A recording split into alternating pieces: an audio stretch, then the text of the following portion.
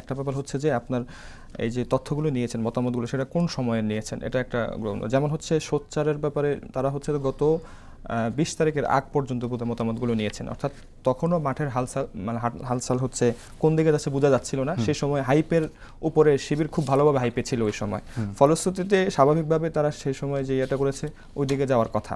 আরেকটা ব্যাপার হচ্ছে পরবর্তীতে আরেকটাও হয়েছে, আজকে আবার দেখবেন যে মানে ছাত্র দলের আবিদ ভাইকে 46% আর একদম উল্টো ইয়াকে হচ্ছে সাদিক ভাইকে হচ্ছে 9% দিয়ে আরেকটা জরিপ প্রকাশ করেছে। তো আমি বলবো যে এই জরিপ সবগুলোই হয়তো আমার কাছে মনে হয় যে কোনো না কোনোভাবে ফেব্রিকেটেড। এখন এটা কিভাবে হতে পারে বলবেন যে মতামত সবগুলো শিক্ষার্থীদের মতামতের উপরে তো দেওয়া হয়েছে।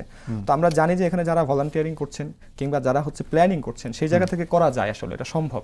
মানে আপনি কাদের কাছে রিচ করবেন, কাদের কাছে মতামত নিচ্ছেন, কজন থেকে নিচ্ছেন, এটা অনেক কিছু করা যায়।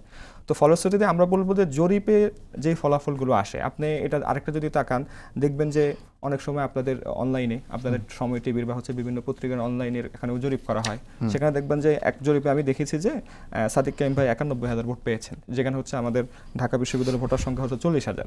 তো এখন ব্যাপার হচ্ছে যে বলবেন যে এই যে জরিপটা করা হয়েছে সেটা তো ঢাবির বাইরে করা হয় না, ঢাবির ভিতরে করা হয়েছে। তো ঢাবির ভিতরে করা হলেও মানে মিডিয়া হাইপ, ফেব্রিকেটেড হাইপটার কথা আমি বারবার এই জন্য বলছি যে আমরা যারা কাজ করে আসছি পূর্ব থেকে, অনেক এখানে হাসিব বলেন, জুবিল ভাই বলেন, আমরা সবাই আমরা যারা কাজ করে আসছি অনেকেই আমরা এখন মাঠে নাই, মানে আমরা পুরো হাওয়া। কিন্তু ধরেন যে রাজনৈতিক বড় বড় রাজনৈতিক পার্টগুলো যারা প্রার্থী হয়েছেন তারা হঠাৎ করে ফুলে ফেপে তারা হচ্ছে সবাই হেভিওয়েট প্রার্থী হয়ে গিয়েছে।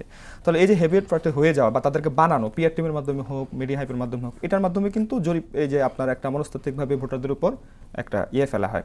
এক্ষেত্রে আমি আপনাকে আরেকটা তথ্য দিই। গতকাল একজন একটা দারুণ একটা তথ্য দিয়েছেন যে তিনি 2জন ভোটারকে জিজ্ঞেস করেছেন, আচ্ছা ভিপি পদে কে জিততে পারে? তো সে 2জন ভোটারেরই উত্তর ছিল যে হ্যাঁ আমরা শুনেছি হচ্ছে সাদিক কেম জিতবে। তো পর তাকে জিজ্ঞেস করছে তুমি ভোট দিবা কিনা সাদিক কেম, কিন্তু আমি দিব না। এটা একজনের ক্ষেত্রে না, 2জন ভোটারের একই উত্তর যে জিতবে শুনতেছি হচ্ছে সাদিক কেম, তো আপনাকে ভোট দেবেন, আমি ভোট দেবো না। তাহলে এই যে ব্যাপারটা, এগুলো অনেক কিছুই আসলে জরিপের ক্ষেত্রে প্রভাব আপনি বুঝতে পারছেন, যেগুলো ব্যাপারে বলবো। তো আমরা বলবো যে জরিপ কিংবা এই ধরনের কিছু, আমি যদি বলি আমার পার্সোনাল আমার কথা বলি, আমাকেও একটা পলিটিক্যাল ফার্ম থেকে দেওয়া হয়েছিল যে এরকম একটা তোমার অনুকূল একটা জরিপ করা হবে, যেটা হচ্ছে 5-6 তারিখে প্রকাশ করা হবে। পরে আমি আর আমার তো ওই ধরনের অর্থ নাই, ওই ধরনের লজিস্টিক সাপোর্ট না, আমি আর জিনিসটা পারি নাই।